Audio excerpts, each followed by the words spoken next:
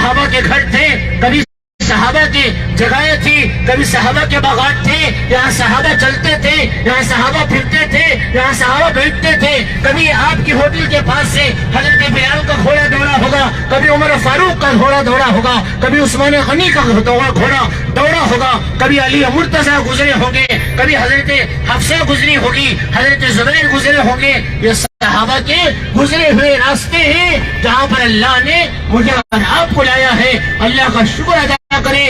گلہ گزاری کرنا، برا بھلا کہنا اللہ کو پسند نہیں ہے۔ اللہ کے شہر میں اللہ کی محبت کا اظہار کرنا، اللہ کی چاہت کا اظہار کرنا اور شکر کرنا ہے۔ اللہ قرآن میں فرماتا ہے لَإِن شَكَرْتُمْ لَأَزِيدَنَّكُمْ وَلَئِن كَفَرْتُمْ إِنَّ عَذَابِي لَشَدِيدٌ۔ تم میرا شکر ادا کرو گے تو میری نعمتوں کو بڑھا دوں گا۔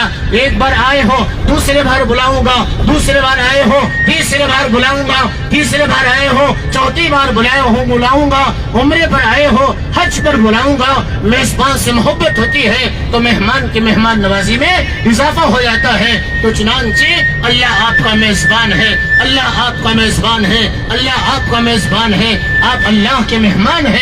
تو اس تقدس کو برقرار رکھتے ہوئے تمام اعمال کو اللہ کے لیے، اللہ کی رضا کے لیے، جیسے میں نے شروع میں پڑھا وَأَتِمُّ الْحَجَّ وَالْعُمْرَةَ لِلَّهِ، حج بھی اللہ کے لیے ہے، عمرہ بھی اللہ کے لیے ہے، دکھاوے کے لیے نہیں ہے، ریاکاری کے لیے نہیں ہے، شہرت کے لیے نہیں ہے، نام و نمود کے لیے نہیں ہے۔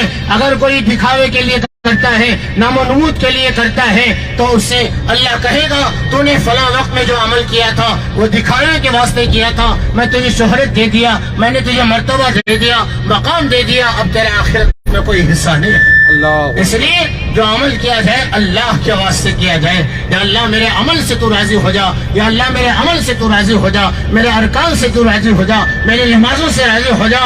کہا جاتا ہے کہ یہ زمین جو ہے سر سے چلنے کی زمین ہے، پیروں سے نہیں، سر سے چلنے کی زمین ہے۔ یہ مقدس زمین ہے، جس کلام کو ہم اپنے آنکھوں سے لگاتے ہیں وہ کلام یہاں نازل ہوا ہے۔ سورہ فاتحہ، الحمد کا سورہ، اور قل اعوذ برب الفلق کا سورہ، قل اعوذ برب الناس کا سورہ، قل هو اللہ احد کا سورہ، یہ تمام سورتیں مکہ المکرمہ میں نازل ہوئی۔ جس قرآن کو ہمارے ماں باپ کے لیے مغفرت کا سامان بناتے ہیں، وہ قرآن اللہ کا کلام جو ہمارے لیے ہدایت کا راستہ بناتے ہیں، ہدایت کی چیز سمجھتے ہیں، وہ قرآن اللہ نے اس شہر میں نازل کیا ہے، اس شہر میں نازل کیا ہے۔ اس سے بڑی بات کیا ہے؟ تمام پیغمبروں میں، تمام رسولوں میں، تمام نبیوں میں افضل میرا اور آپ کے آقا سرور دو عالم صلی اللہ علیہ وسلم کی ولادت باسعادت اللہ نے اس شہر میں عطا فرمایا ہے۔ تو اس شہر کے تقدس کو برقرار رکھیں، کعبۃ اللہ کے احترام کو برقرار رکھیں، اور عمرہ کرنے کی جو ہماری ارادے ہیں، نیتیں ہیں، اللہ تعالیٰ سے قبول فرمائے۔ یہ جو آپ پہاڑ دیکھ رہے ہیں داہنے جانب، سیدھے ہاتھ کی جانب، یہ جبل نور ہے۔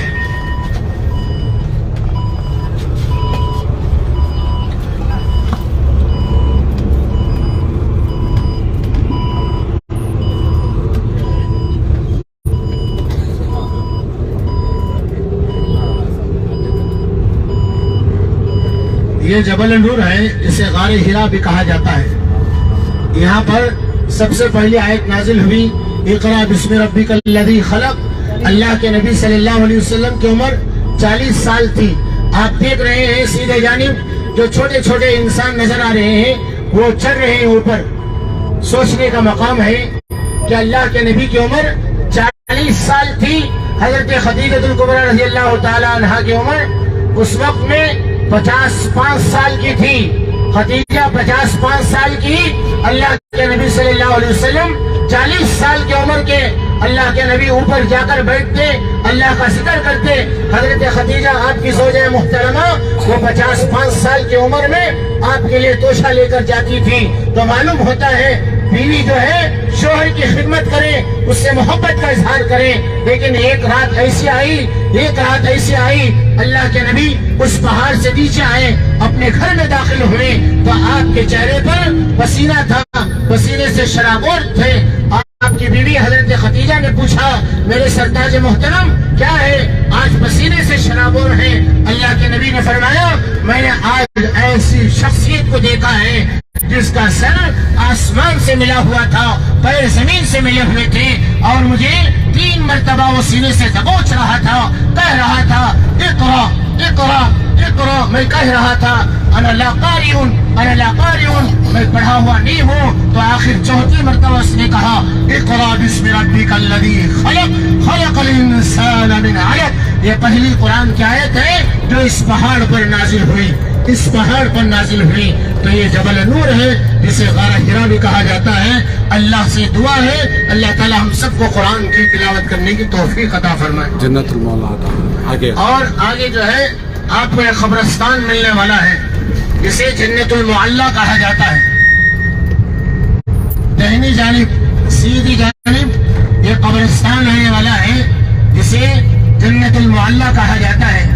یہ قبرستان میں حضرت خدیجہ الکبریٰ رضی اللہ تعالی عنہ کی قبر مبارک ہے۔ یہ مکہ المکرمہ کا سب سے معزز اور سب سے اعلیٰ قبرستان ہے۔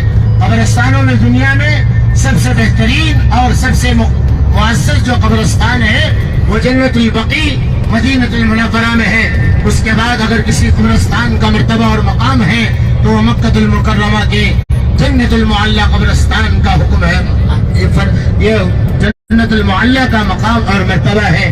یہاں پر حضرت خدیجہ الکبریٰ رضی اللہ تعالی عنہ کی قبر مبارک ہے۔ ابھی آپ کو سامنے جو ہے جنت المعلا قبرستان آئے گا، یہ بھی قبرستان ہے لیکن جنت المعلا جو ہے وہ آگے آنے والا ہے۔ ماشاءاللہ، کنٹینیو کریں، پڑھتے ہیں، بولتے رہیں۔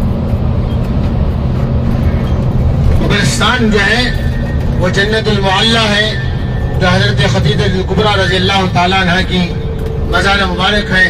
کوئی احباب چل کر جانا چاہتے ہیں تو ان کے لیے مروہ سے آپ جب نکلتے ہیں، نکلنے کے بعد آپ پیچھے آئیں گے تو برج کے نیچے سے جب آئیں گے تو جنت المعلا قبرستان کو چل کر بھی جانے کا موقع مل سکتا ہے۔ جو جوان احباب ہیں وہ چل کر جائیں، وہاں پر پہنچے، حضرت خدیجہ الکبریٰ رضی اللہ تعالیٰ عنہ کی قبر مبارک کو دیکھیں، اس لیے کہ اللہ کے نبی صلی اللہ علیہ وسلم کو تمام زوجہ میں حضرت خدیجہ الکبریٰ رضی اللہ تعالیٰ عنہ سے بڑی محبت تھی۔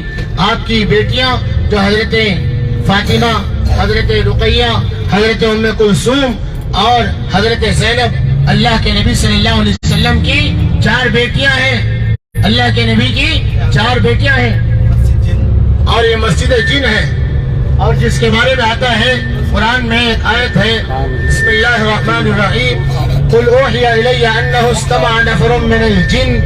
یہ آیت جو ہے، یہ سورت جو ہے، اس کے بارے میں آتا ہے اللہ کے نبی صلی اللہ علیہ وسلم جب دین کا پیغام پہنچا رہے تھے تو چند جنات نے دیکھا، وہ دیکھ کر اپنے قافلے میں گئے اور جا کر ان کو بلا کر لایا، تو اللہ کے نبی صلی اللہ علیہ وسلم نے جنات کو قرآن پڑھ کر سنایا۔ اللہ نے انہی کے نام سے ایک سورت نازل فرمائی جسے سورت الجن کہا جاتا ہے کہ قل اوحی الی انہ استمع نفر من الجن۔ یہ واقعہ جہاں پر پیش آیا وہاں ایک مسجد بنا دی گئی جسے مسجد جن کہا جاتا ہے۔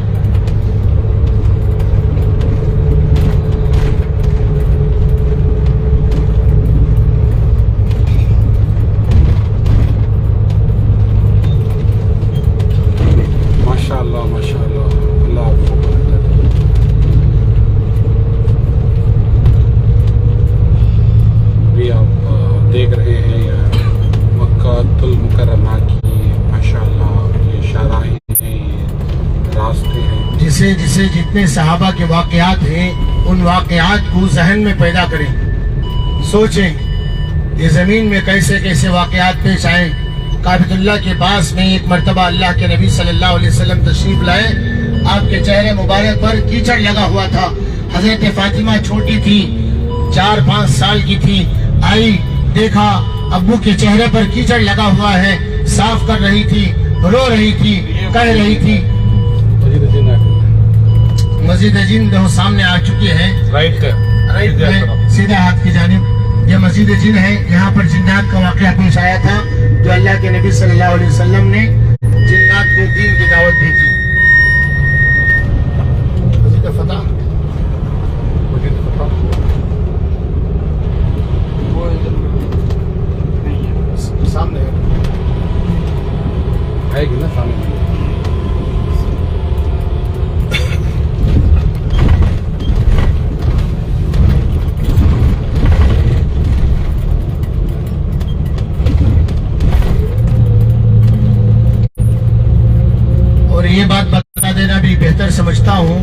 जो आप हजरत मस्जिद आयशा को जाते हैं, मस्जिद आयशा का वाकया ये है, दरअसल में अल्लाह के नबी सल्लल्लाहु अलैहि वसल्लम जब हज के लिए तशरीफ लाए थे, साथ में हजरत आयशा रज़ियल्लाहु ताला अन्हा भी थी।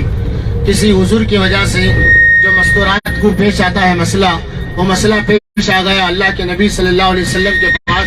रोने लगी हजरत आयशा, तो अल्लाह के नबी ने उनके भाई हजरत ज़ुबैर से कहा कि ज़ुबैर अपनी बहन को ले जाओ, वहाँ पर साफ होने के बाद उसे एहराम बनकर लाओ। तो जो मस्जिद आयशा है वहाँ पर हजरत आयशा रज़ियल्लाहु ताला अन्हा को जो मसला पेश आया था, उसकी वजह से वहाँ से फिर वो एहराम बनकर आई, उसकी वजह से उस जगह को मस्जिद आयशा कहा जाता है। हजरत आयशा रज़ियल्लाहु ताला अन्हा की हमारे ये तो ये आ गया जन्नतुल मुअल्ला कब्रिस्तान, ये तो ये जन्नतुल मुअल्ला है जहाँ पर हजरत खदीजतुल कुबरा रज़ियल्लाहु ताला अन्हा की मज़ार मुबारक अंदर है। अंदर वाले हिस्से में तगड़ का गेट लगा दिया गया है। उसमें अगर कोई चलकर देखना चाहते हैं तो ये सामने का जो रास्ता है ये मरवा से निकलता है। ये मरवा से निकलता है तो इस ब्रिज से आना है। यहाँ पर एक गेट है, ये गेट से अंदर जाएंगे तो ये कब्रिस्तान की खुसूसियत है कि इधर भी कब्रिस्तान है, उधर भी कब्रिस्तान है, ऊपर से ब्रिज है, तो इधर भी कब्रिस्तान है, उधर भी कब्रिस्तान है। अंदर जाकर देख सकते हैं, लेकिन हिम्मत का होना जरूरी है।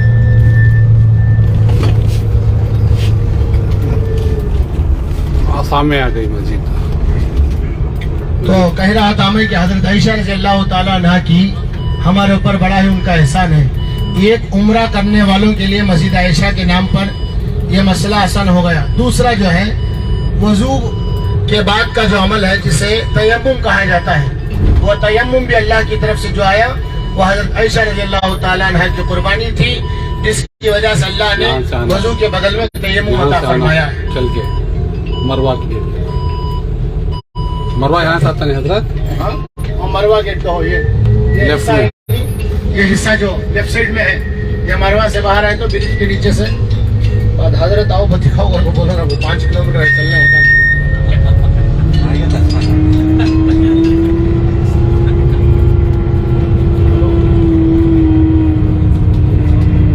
वालेकुम सलाम। जियारत करा रहे हैं मोतमिरीन को, उम्रा करने वालों को जियारत किया जा रहा है। अल्लाह से दुआ है कि अल्लाह ताला हाजी मीर जान साहब की उम्र बरकत अता फरमाए।